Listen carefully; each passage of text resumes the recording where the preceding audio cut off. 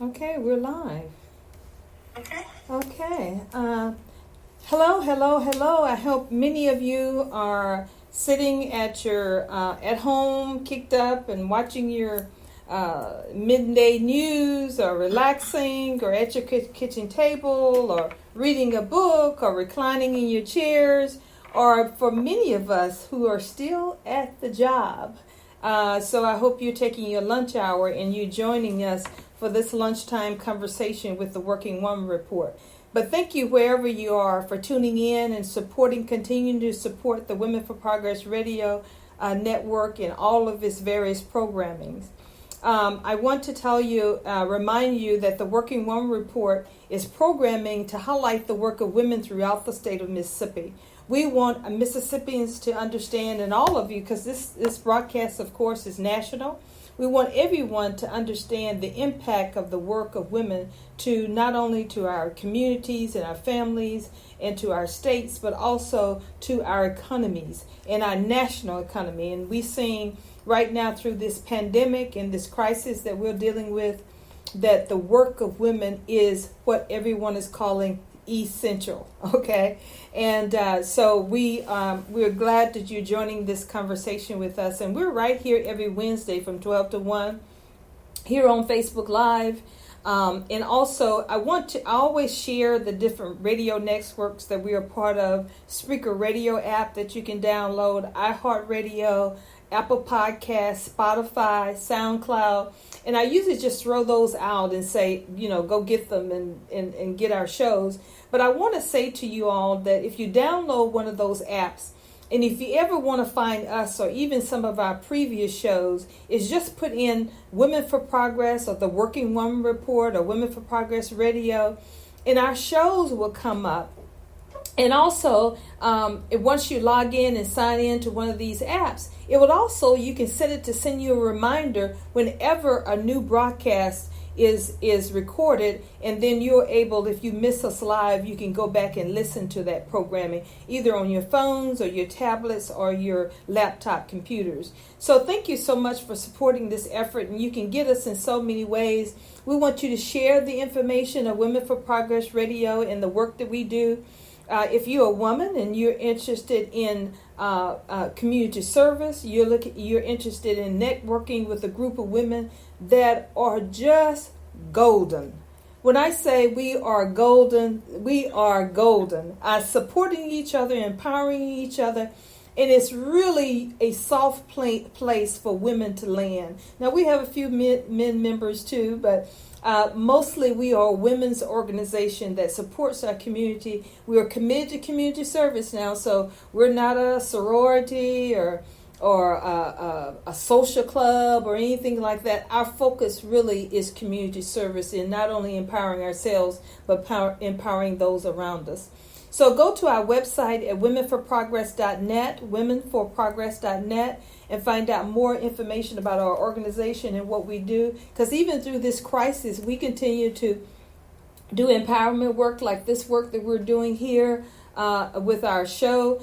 Tomorrow night at 5:30, we have our regular Women for Progress radio show. We're going to be talking with the dynamic attorney Regina Quinn May, who is doing some amazing things with the Democratic State Party. She has a lot of information to share around getting empowered for the election time and empowering voters in the state of Mississippi. So she's going to join us for a powerful conversation, and she's also part of Women for Progress.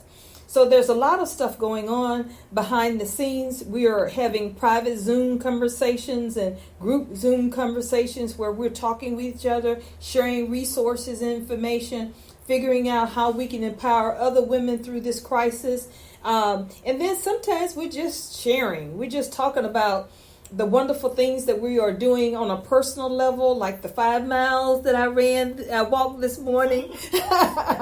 So we're really inspiring each other in different ways. So stay connected with us. Our email address is mail, M-A-I-L, at womenforprogress.net, mail at womenforprogress.net. You can call us at 601-259-6770, or you can text us also And if you want to be just part of our database, just text your name, email address, and cell number to that number, 601-259-6770, and we'll add you to our database and you'll keep abreast of what we're doing. And of course, right here on our Facebook page where we're live right now, you can get this show and you can get all of our shows as we move through this crisis, because we know we have the social distance issues, so we're not having people in the studio to talk with us. We're trying to do it through Zoom and Microsoft Team meetings and Skype, and however way we can get the information out, even through just telephone and radio. We have a great radio conversation that's coming up that we're going to be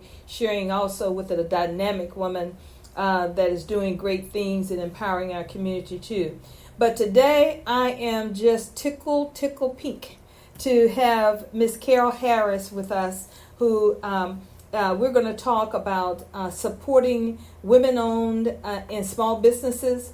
We're calling this our path forward, because even though we still have many challenges with our businesses and getting back to thinking about getting back to work and getting back into the workplace and inspiring our businesses and doing what we need to do, we must begin to think about what that looks like. And I think for many of us, it's going to look very, very different. And that's okay. That's okay. I think that's the most exciting thing that I'm looking forward to doing this particular, when we get to the other side, to see how very, very different it's going to be. I think it's going to be more amazing coming out of this than what it was looking like when we came in. So we want to talk about that too. But also we want to continue to share with you as many resources and information and guidance as possible during our conversations to do also. And that's what we're going to do today. We're talking with Ms. Carol Harris, who's Director of Minority and Small Business Development Division with the Mississippi Development Authority. And if you want more information on the work of this particular division and the Mississippi Development Authority, go to www.mississippi, spelled out mississippi.org/minority, and you can go directly to that work, or you can go just to the Mississippi Development Authority website. There's a lot of great information there also for businesses and entrepreneurs and things like that. But I want to share for those of you who may not be aware of the incredible woman that this lady is, and also the work that she does at the authority, just share you a little bit about her bio.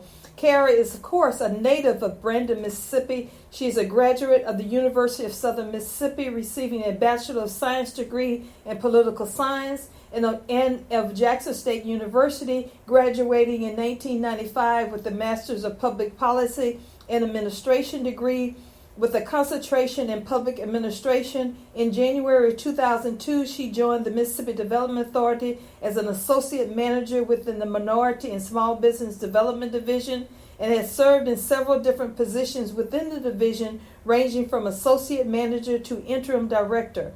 Carol served for over 12 years as the Bureau Manager for the Mississippi Procurement Technical Assistance Program.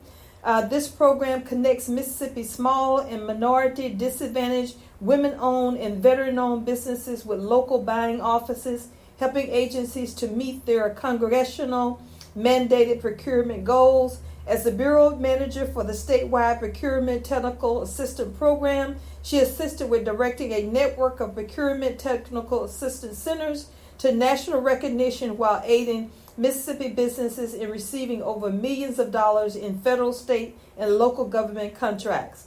As Director of the Minority and Small Business Development Division at the Mississippi Development Authority, Ms. Harris will lead the division in advocating on behalf of minority and women-owned enterprises and promote the participation of small, minority, and women-owned businesses in the statewide economy by helping to build capacity and gain access to both public and private economic opportunities.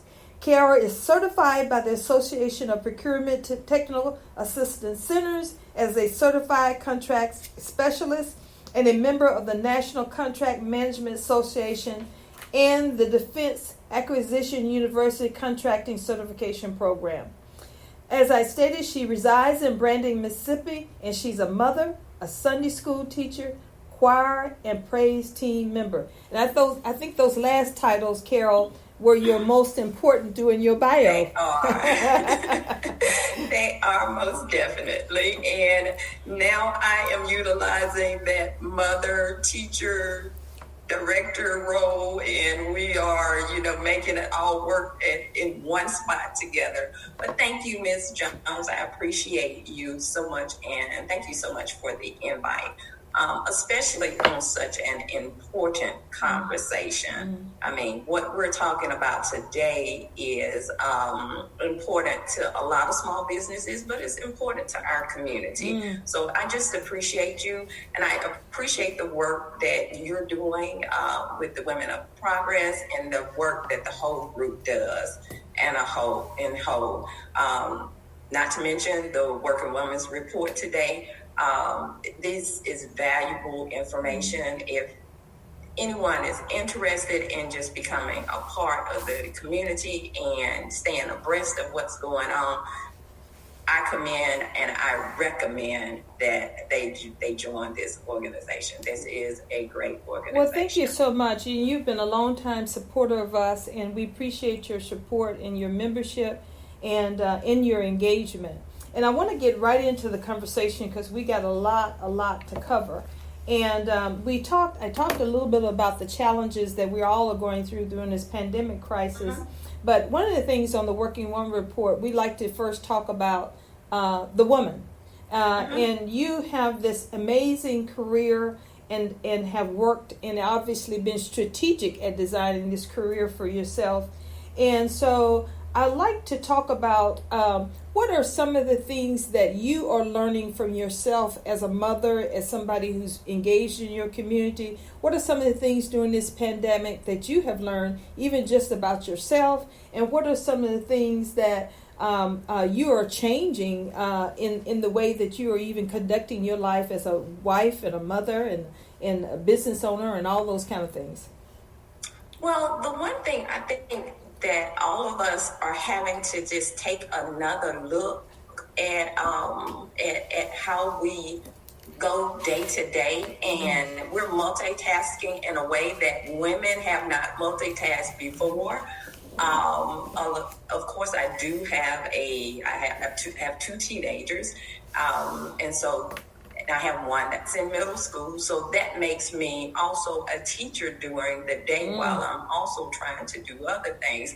He's self-sufficient to some extent, but I can understand and recognize the, I guess, some of the other struggles mothers are having. So it's important that we stay flexible. And what I've tried to do throughout my career is stay flexible to the changes within the, I guess, the administration or the government role that I play. A lot of times you have to be flexible to what's going on at that time. And this crisis is putting us all in that same in that same predicament. We all are trying to figure out where we will go from here forward. And like you said before, I think we're going to come out on the other end. And just with your question with me today and having to do some research, it made me really think again about where we need to go as a people, as a community, as a business, a small business community. And if we take some of those steps in that direction, I think we'll come out on the other And side. you said the steps, and it's a step. I think sometimes all of this seems so overwhelming, but it's all about taking steps. And we have a lot, and I think a lot of women when I talk to, we talk about fear, and that fear keeps us from making that first step.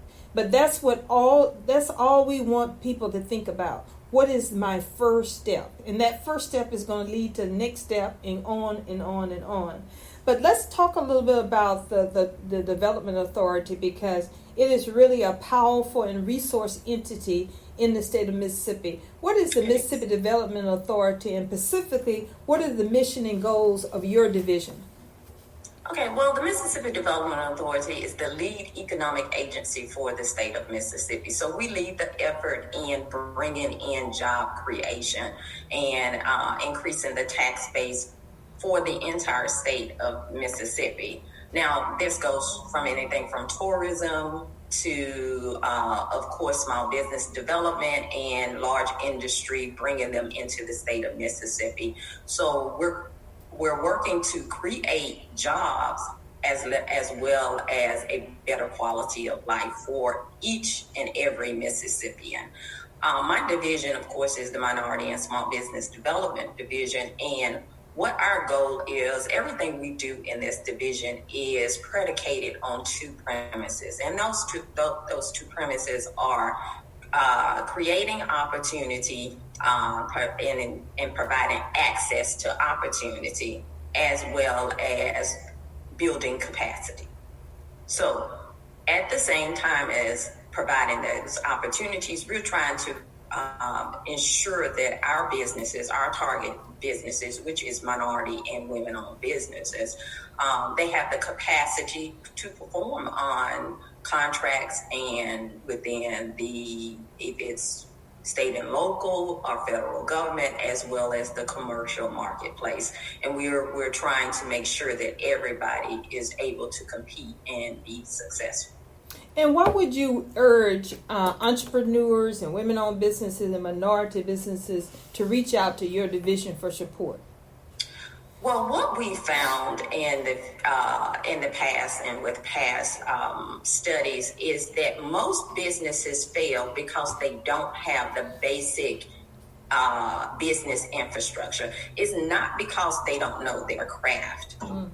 It's because they know their craft well, but they don't have those basic business infrastructure. If it is nothing from something like a business plan and being able to refer back to the business plan, marketing strategies, as well as even the financial capacity building that we have that's involved with some of our programs that we have, just those basic business structure model. And sometimes we'll see businesses and they're working so very hard at their business that they're not focused on making sure that their business is sound and strong. And then when they look up from all of that job, all of that work they've done, they don't have a strong foundation to survive something like this, a crisis and a pandemic that comes. They don't have that basic infrastructure in place, and what we're seeing now from this pandemic is a lot of our businesses, because they don't have the banking relationships, they've been kind of left out there hanging by themselves. Yeah, and that's heartbreaking, because I know, and this has nothing to do with even some of the most seasoned businesses are having some challenges during this crisis. So it's really tough for us. And I want to say too to people to reach out to you and your department and your entire team. I've been in business here in the state of Mississippi for over 28 years, almost 28 years. And I've even called on you all because you've been able to connect me with some opportunities that will help me move my business to a larger capacity. Connect me with some resources that I was not aware of, and some other businesses. But connecting with other businesses that you can network with and sell your product and services. I think that was great for information for me to get from your department also. So I highly recommend people connecting with you all, and even for nothing else, to sit down and have a consultation. And there's no fee for that. So it's just about make an appointment out of their days to make that happen. So I suggest all of us reach out to as many resources as possible. And one thing I want to mention, Ms. Jones, also is that, of course, we are teleworking right now, but we are available and we are ready to assist in whatever your needs are. So please do still contact us, reach out to us at the phone numbers that are listed on the website, and someone is there to answer your call. And I'm going to give that number right now that I have, make sure that I have it correct, 601-359-3448. Is that correct? Okay, so call that number, and this is a great time for us now that many of us business owners are off work. This is a great time to have conversation. And I suggest, I think what's been helpful to me is that women and my friends have been connecting with me and sharing resources and ideas that has really helped me change my perspective and really guide and keep me focused moving forward. So I want to say to folks too is that as you move forward, of course, don't put pressure on yourselves. A lot of times when we have been working 40 to 60 to 70 hours a week, and now we have all this dime time, we sometimes think that we have to get up every day and still do that 8 hours, 10 hours, 12 hours. But this is a time for us to have some reflection also. So get up every day, and if you're not having to go to your job or your work, it's just say, I'm going to have an hour or 2 hours a day to where I'm just going to really begin to evaluate some resources, make some lists, look at some opportunities, check out some websites, call some other entities, and just get that information and begin to reflect on it and see how you can use it and move it in your step forward in moving your business or whatever you're going to decide to do. I think it's a great way. We are now being overwhelmed with information and resources. The websites and workshops and classes and master classes, and this is how you grow your business and all of those kind of things. It is overwhelming. And the next podcast sounds better than the previous podcast. And so you like, where do I start? What do I do? Do I sign up for this class or whatever? And so it can be overwhelming. So don't let society and the internet be the guide for you in your day. You must take control and say, I'm going to devote this amount of time, and then spend other time with your family, do things for yourself. Have conversations with other folk, and take this time as a time to really empower yourself and really take time to reflect. And talking about reflection, you have been in this particular arena, Carol, for a long time, and in various roles, and it's exciting the work that you've done. What are some of the things that you have learned about small and minority businesses? What are some of the good things that small and minority businesses are doing, and what are some of the challenges, and what are some of the changes that we all need to make if we're a small business or women-owned business? Well, according to a recent article that I just read, is with the Brookings Institution, and it's entitled Business owned by women and minorities have grown. Will COVID-19 undo that?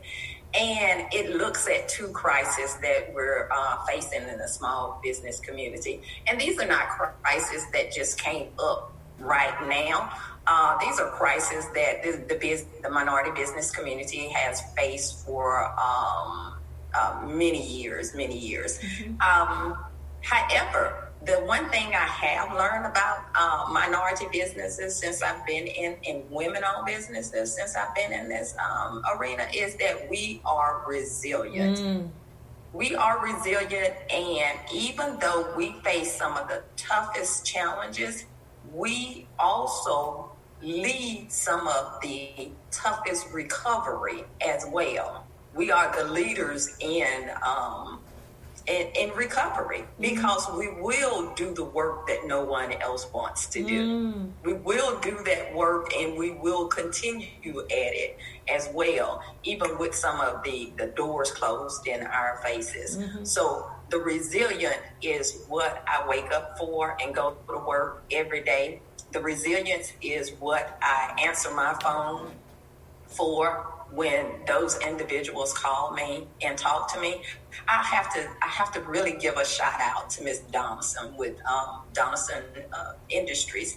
On, I think it was March, we had only been in this thing for about a week or so, and I was I guess looking for resource information, and I was looking through SBA's funding. They had not even put the funding out just yet, but I knew there was an economic industry disaster loan program. So I was reading this information, and on a Sunday morning, and I was sitting in my little spot getting ready to sign on for my Sunday services, and I just prayed and I asked God, I said, what do you want me to do right now in this situation? What information can I pull, and what information can I share with people who call me? Not only with my family, my friends, the women that I know, the minority businesses I know, but just with anyone. And Miss Donaldson was the first one to give me a call and say, she texted me and said, you may not remember me. I live down the road. I used to live down the road from you. I need to ask you a question. Can you answer? Sorry to bother you on Sunday morning. Well, I picked up the phone and I called her right back, and we talked, and she said, I'm looking at this economic disaster industry loan with SBA. I need some help. I don't really understand it. Well, I had just read something, and they had just published something about the PPP, the Paycheck Protection Program. And I said, well, hold off on that, and let's apply for the $10,000 grant, as well as make sure you apply for the payroll protection. And because she said, I have some people that are working with me, and they're dependent on this money, and I haven't been able to pay them in 2 weeks. They're on a limited income, and I really need to pay them.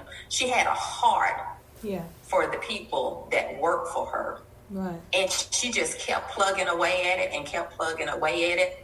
And she was successful in getting both the $10,000 grant, because she said, well, I called you. I didn't know anything about that. And I did it immediately. We talked about who her lender would be and contacting her lender. And she was resilient, so much so to the loan officer at Hope Credit Union said, Ms. Donaldson, you're the first person to be approved through our Wow, amazing. That's a testimony. And yes, you got the $10,000. She called me. She said, Miss Harris, I got the $10,000 grant. I'm gonna be able to pay my people. Yes. And she said, as well as I've gotten the remainder of what I need. She said, he said, because she was so resilient in calling him every day and contacting him with the information she had found out, he said she was going to be the first one that he approved. Wow. And she was. Yeah. So it's the resilience and the heart. Yeah. The heart that we And that most we have. small and minority businesses, that's what they're about. It's not just about them, it's about the people that they're able to bring to the table. Right. Yeah. So that's an amazing story. And you're right. Resilience is probably what is the common denominator throughout, especially women-owned businesses, but all minority-owned businesses. They have that piece that really impacts them. So you've talked about in this amazing story with the Donaldsons that.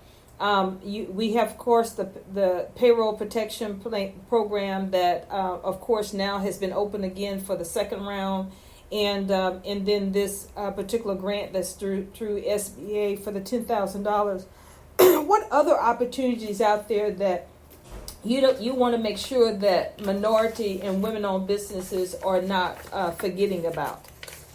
Okay, well, specifically, what we're seeing with the disparities in our businesses being able to access those funds is that they don't have the banking relationship with those large industries. And with this second round, they opened up the authority for micro lenders and CDFIs, which are community reinvestment institutions, to be able to lend this money. So what we're seeing, and which was evident with the Donaldson, is that some of the smaller lenders are best suited to, and Congress realized that. they're best suited to address the needs of our minority and women-owned businesses. However, that money, which is so limited, continues to be just sucked up just so very fast. It's just not enough funding to address the need where it is. And so therefore, there are other local opportunities that have just come from the horizon of the need. For instance, there local the Chamber of Commerce had some funding for a short period of time. Mississippi Power had some funding for a short period of time, and all of these things are located. So I encourage anyone who's listening, who's looking for funding, to look to your local communities as well, and see what they have. Research that information. We do have some of that information, and we're sharing that information with our clients that are in our database, and we're talking. So that's why I'm so excited to talk to you today, because there is other opportunities. Google had some money that was set aside. Facebook had some money that was set aside. Duke University had some money set aside, and some of those resources was listed at WeBet.org. Is that WeBet? WeBet. It's actually called WBENC. WBENC.org. Okay. /COVID-19, and they have some resources. So WBNEC. I'm sorry, did I give that to you right? WBENC.org. I'm sorry, WBNEC. Okay. And tell us what that stands for. That's the Women Business Enterprise, and this is the national corporation. And then there is a WeBEC South, who also has that is Women Business Enterprise, and therefore they cover the Arkansas, Mississippi, Louisiana area. So any of your ladies who are interested in marketing opportunities, and as well as global or international and global opportunities with corporations, they work really well with the commercial industry. So I would encourage you all to register for with one of these entities. And we talk a lot, of course, first about financial help, because hey, that's the name of the game. That's an immediate need. But also when we talk about help for business, small women-owned businesses and small business too, it's about education piece. It's about how do we, when you talked earlier about making sure that our businesses are sound, that when we have these crises. So a lot of times we need to look at if we have information and education and resources also around the work that we're doing. How are we really, the work that the product and services that we are providing, is it servicing the needs of the community and the state and the economy that we're in? And if it is, what do you need to know, and what information that you can gain to increase that capacity? So that has not necessarily anything to do with the financial part of it. You need information. You need to access to people who know what they know, people who've done it before, people who've already are mixed in it. They've a lot of them has already met the many challenges, and they know they've gotten to the other side of it, and then they can share that information, so you don't have to make the same mistakes that they have. And this organization that you mentioned is a great opportunity specifically for women, not only to be part of a group of women that are doing amazing things, but there's a lot of resources that they bring to the table. Educational, workshops, conferences, in opportunities to do business with on the federal level, federal contracting, and all those kinds of things. So it's a great organization. I suggest every woman right now, even if you're not a business owner, you reach out to and find out information about this organization, because they do provide a lot of great resources and opportunities and information that you cannot find in other places. That is correct. That is correct. And another organization would be SBA SCORE organization. They also offer a lot of mentoring, and they have stepped up to the plate in a great way during this pandemic, and offering some of their services as well to individuals who are, hurting, and they need just some mentoring in how to navigate through a crisis. And Mary Harris and Michael Harris, Michael Harris, of course, with the Entrepreneur Center, that's part of the MDA, right. And Miss Mary Harris, who's heading up that SBA SCORE organization.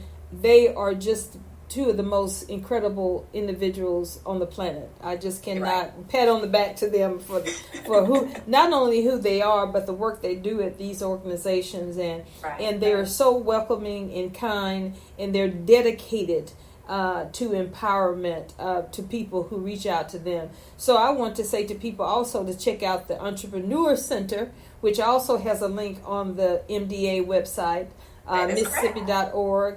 And also SCORE, which is an organization. SCORE is a national organization, actually, that has a chapter here in Mississippi.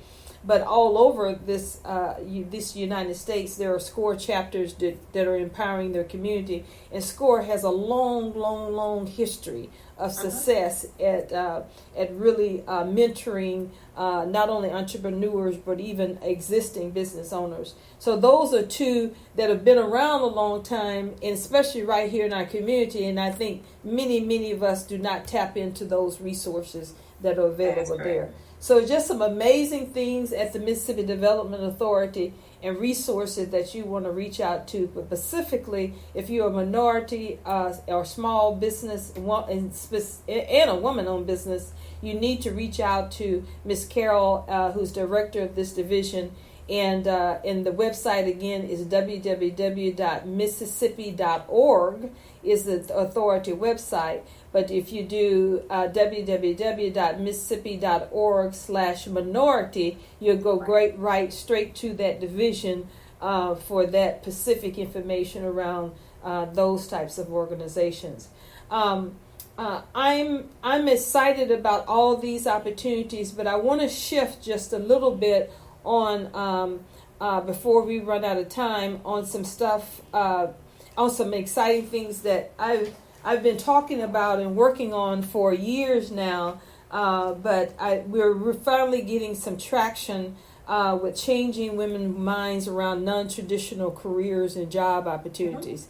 And I say non-traditional, but when we talk about non-traditional, I want to just always define what Department of Labor classified as non-traditional. I think one of the characteristics of that particular title is that because these jobs or careers or business opportunities are very low, has a very low participation rate with women, and they provide so many high opportunities, the Department of Labor are classifying them as non-traditional jobs. And we talk about, of course, my industry is transportation and truck driving, but we're so many others. IT, can you believe IT is considered a non-traditional jobs because we don't have enough women involved in it. And we know that and what's the common denominator with all of these jobs and career opportunities is the opportunity is high.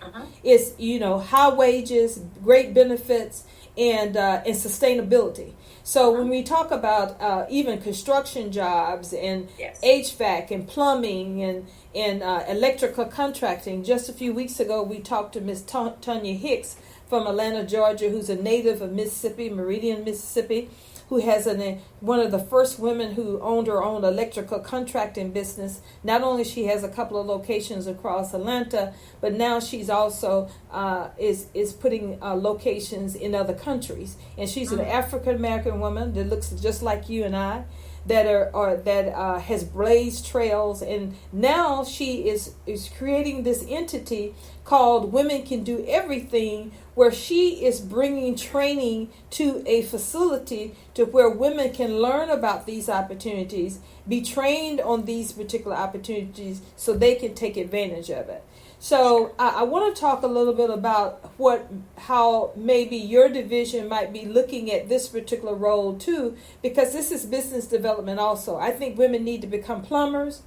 I tell this story all the time. I had a plumber a couple of years ago that I called, and one name that we recognize, and I won't say that, but they're all on their little blue and white trucks. But I called them, and look, I had been trying to unstop my bathroom toilet, and to no avail, and I'm sure it was something simple that could have been done, but I could not get it done. So finally I called them, and they came, of course, right away. And I opened the door for him, took him back to my bedroom, told him what the problem was. And then I left the bedroom and walked down my hallway to the kitchen. And by the time I got to the kitchen, and maybe I got a cup of water or something, the technician was coming back down the hallway. And I said, okay, did you need something, a ladder or a hammer? Was there something you missed? He said, no, I'm done. I mean, literally, it was less than 15 minutes. And he said, I'm done. And he ripped out his ticket, which he still had time already to complete. And it was $180. $180 for less than 15 minutes. And look, and there's no use in you saying, oh, well, can we talk about this? Is this the right price? Because whatever it is, it's done.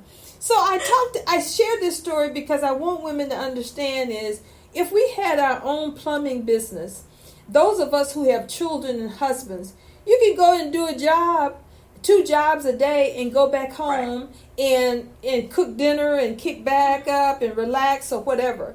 So these particular opportunities, and look, he didn't even get dirty. Now I'm sure plumbing, I've talked to a lot of plumbers. I have a friend that's a plumber. Sometimes they do get dirty. Pretty. It's not always pretty. But he said to me, 80% of the time, they don't get dirty. 20% of the time, of course, some of them are underground and doing all kinds of stuff and etc.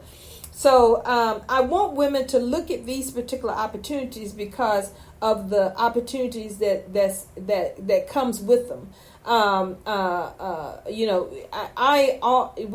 have relaunched our truck driver training school. And we are really pushing women to take advantage of some of the opportunities. Our first year graduates, one of our partners, Swift Transportation, has shared with us that their average truck drivers are bringing home every week $1,700 to $1,800 a week after taxes, plus great benefits. Swift Transportation also right now is paying women who come on board with them an additional $200 a week on top of their regular pay just for women, because they understand women have extra challenges. If you have a child and you're away from home, you need to provide quality care for them while you're there. So these are opportunities that are just golden. 3 of my partners with our transportation partners provide college educations that they'll pay. With online universities. One of the online universities is one of the top in the country. So there's a lot of opportunities there. You can't get that at most jobs. Nobody's going to tell you we're going to pay for your 4-year degree. So there's a lot of opportunities around non-traditional jobs. So I said all of that is to say, is that something that your division have tapped your toe into, or even talking to minority businesses and women-owned businesses about? That's funny that you say that, Ms. Jones. Even with my conversations with you over the past years, as well as what we have is the Model Contractor Development Program. And we've had this program for over 10 years. And what we're seeing is that there is an increased interest from women-owned businesses with their own construction companies. And our last graduating class that we held in Hattiesburg in February, we had at least 3 women business owners for the construction industry. And we are right now working and trying to develop a plan that is focused on those women-owned business, not just as much as, construction overall, but those women in construction and those other industries, of course, that you say that are non-traditional.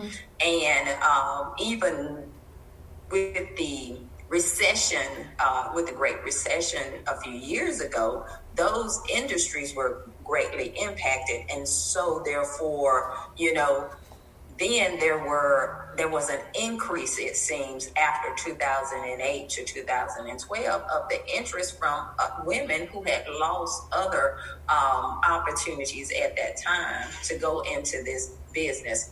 And so I think right now is going to be a great opportunity, because a lot of the businesses who are affected are accommodation type businesses that are affected by the COVID. That's the hairdressers, that's the nail technicians, and the service type of industries. So right now would be a great opportunity for businesses, some of those businesses that are in those areas, to pivot and see what they can do in other markets, and those markets that you're talking about.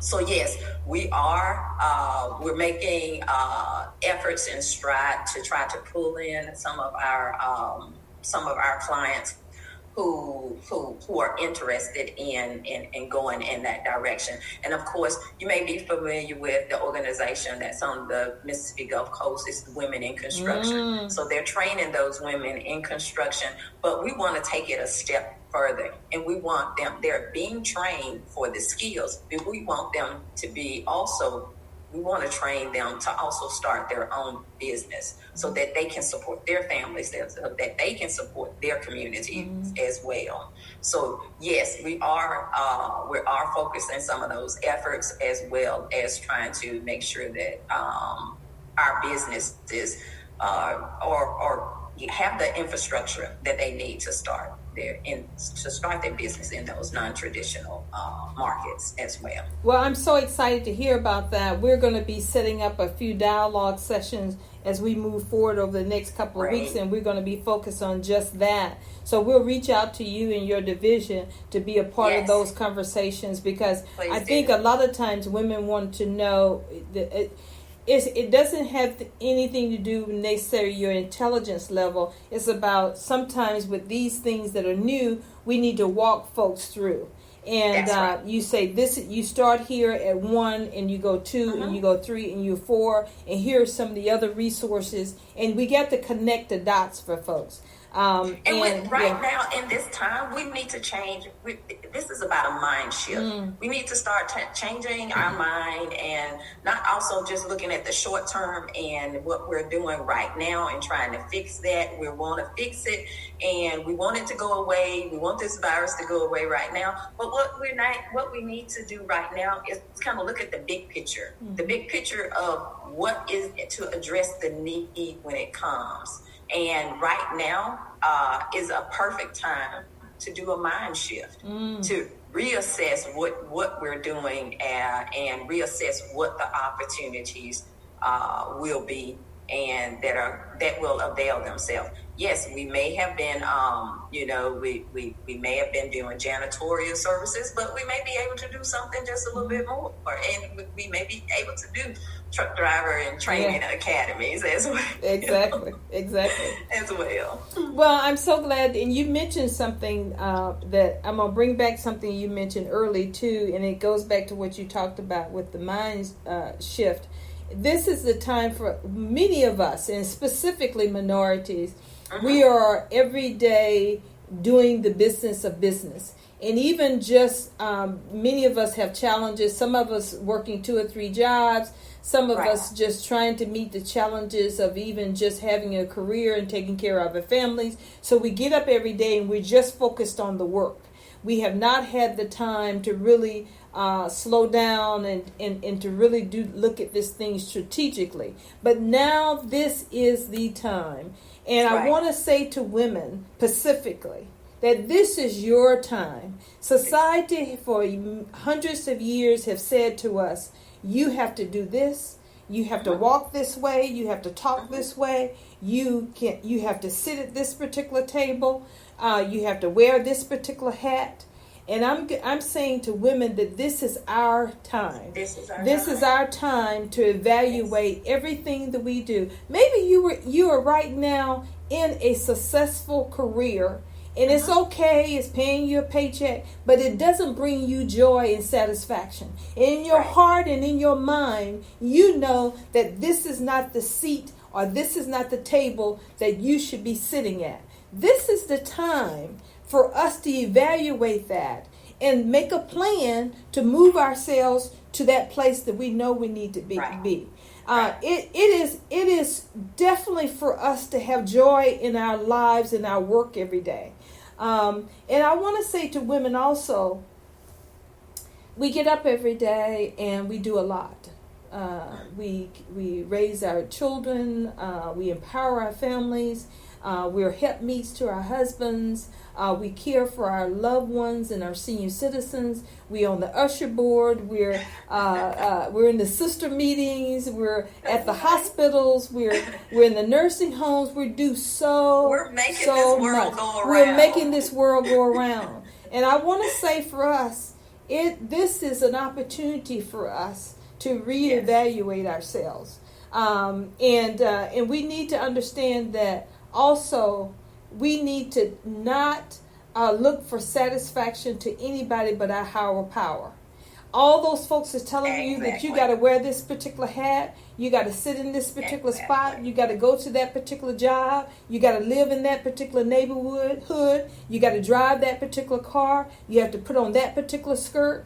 You need to, this is the time for us to evaluate all of those voices and start thinking about using our own minds and hearts to decide to set our own path and our own journey.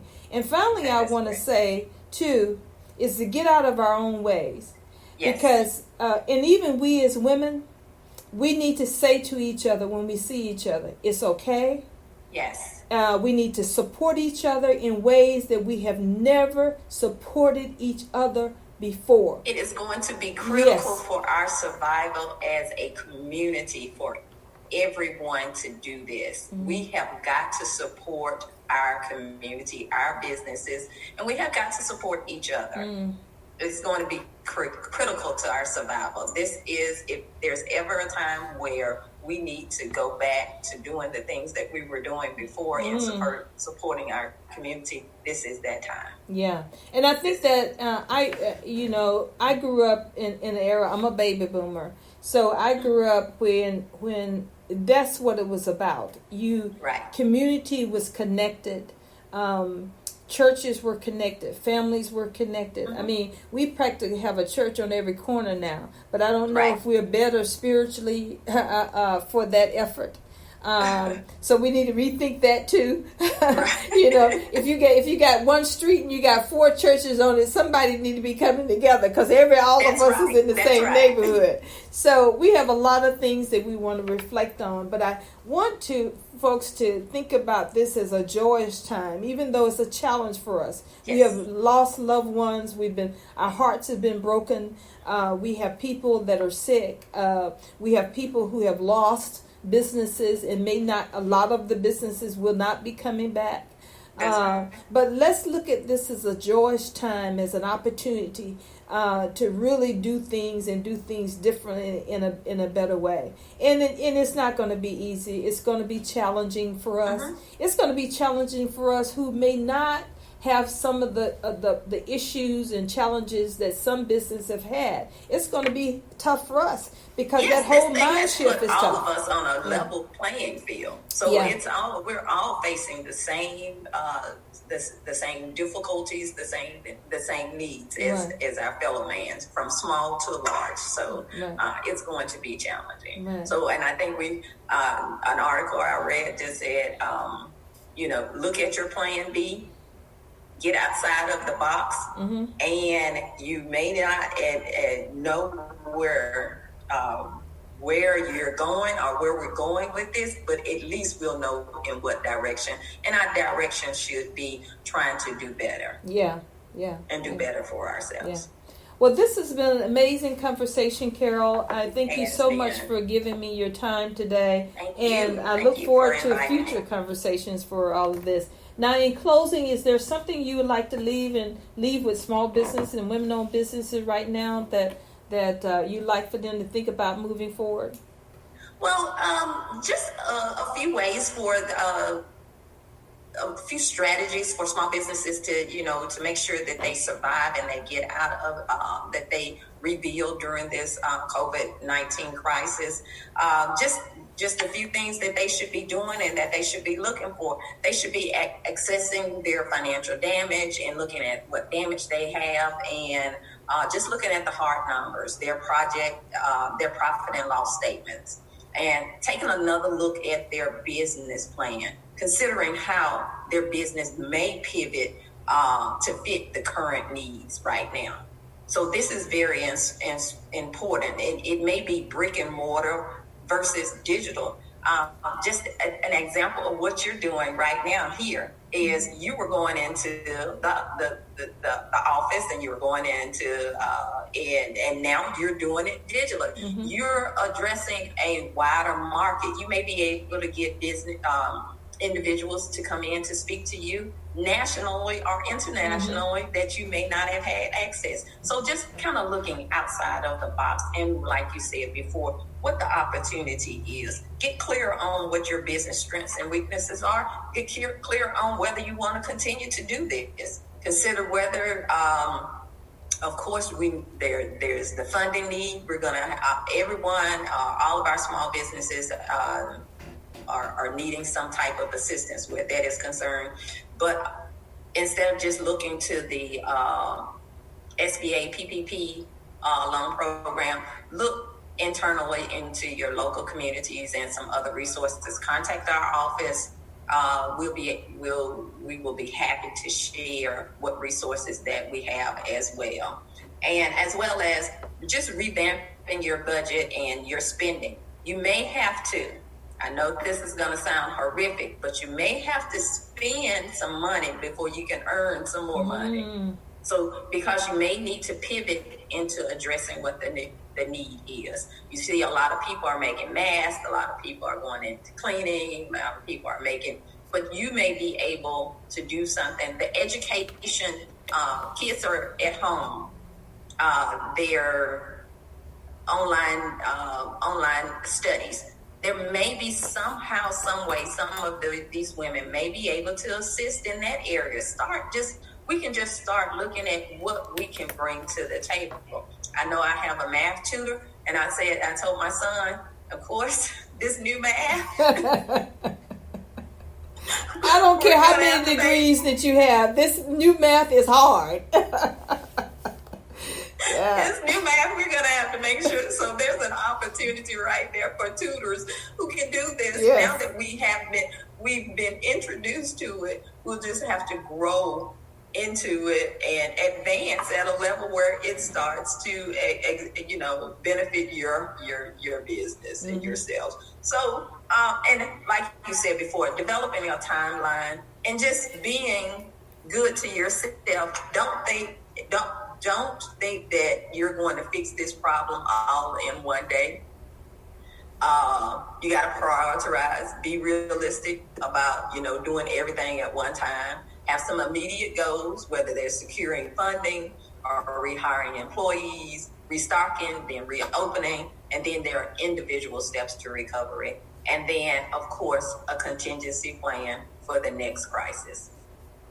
Well, this is great information, Carol, and we'll continue to share this offline after our program too, because these are some great strategies that you gave.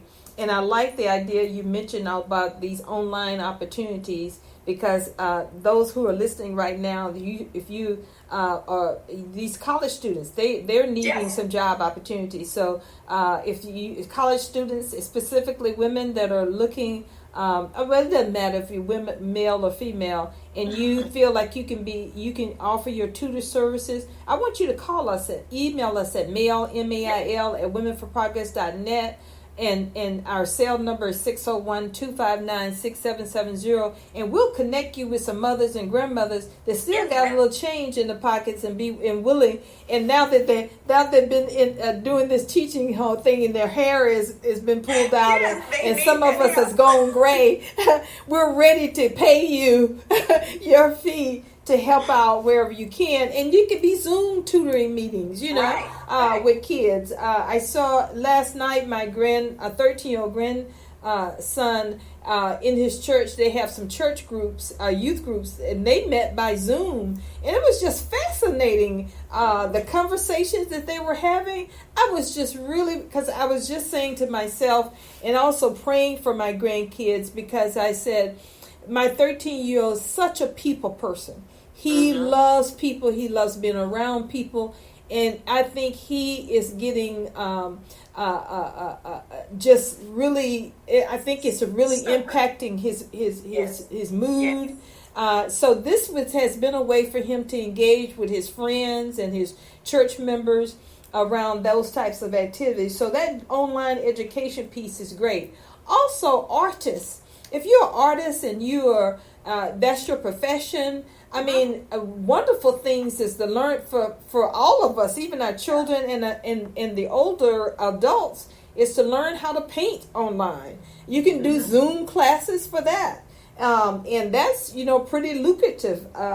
So there's a lot of opportunities there for people to do. And then a final thing I want to say to businesses too, that we've had this traditional model of having our employees be at our facility Monday through Friday, all day long, every day. What I'm learning that now most of my administrative staff either working from home or been laid off, but those have been working from home, it's been wonderful.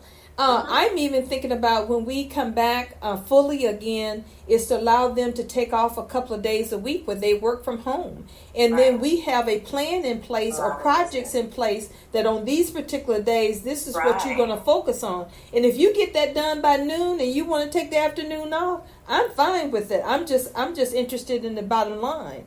So I think that's a quality of life. That's a quality of life that we've been missing, because we've been focused so much for an 8 to 5. Yeah. And so, and then the afternoon when we get home is just so much we can do until we get back up. Exactly.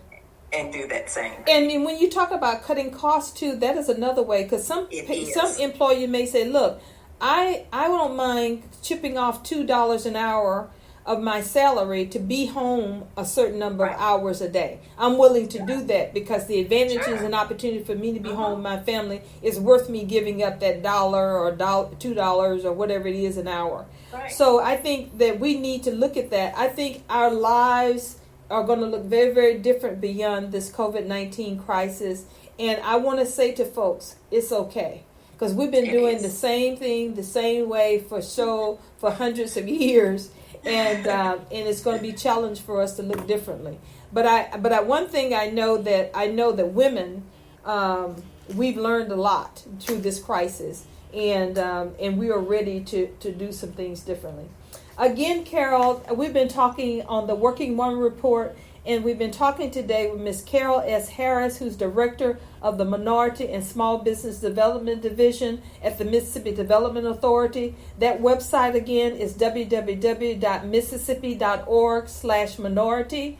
www.mississippi.org/minority. Go there and get the information. But mainly we want you to reach out to that division at 601 359-3448. They are still working away from their offices and able to talk with you and consult with you and share information with you. So reach out to them for the information. And as just to wrap up, a few of the other things that we want you to look at is to make sure that you're reaching out to your community resources beyond the PPP program and the programs that are available through SBA. There are many other businesses and organizations out there that are offering help and opportunity, both financially and resource-wise, to be able to help you. So, and then women, finally, I want you to look at the list of non-traditional jobs that the Mississippi Development Authority, and we didn't get a chance to talk to, but maybe our next conversation, Carol, I want to talk about the entrepreneurship programs too.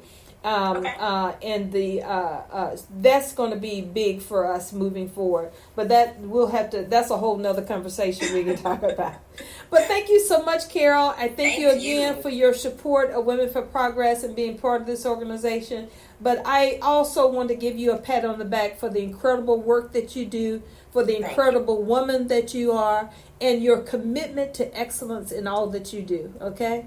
Thank you so much. All right. You have a good week, okay? You do the same. Thank you. And this has been the Working Woman Report, brought to you by Women for Progress Radio Network. Thank you.